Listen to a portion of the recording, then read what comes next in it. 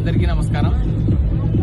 యాకూబ్ పాషా ఒక మంచి aspiring actor, director, script writer, మంచి క్రియేటివిటీ ఉన్న యువకుడు. తను సినిమాని ప్రేమించిన వాడు, సినిమా అంటే ఇష్టపడ్డవాడు. తను ఇంతకుముందు గతంలో కూడా చాలా షార్ట్ ఫిల్మ్స్ లో ప్రొటాగనిస్ట్ గా వేరు క్యారెక్టర్స్ కూడా చేయడం జరిగింది.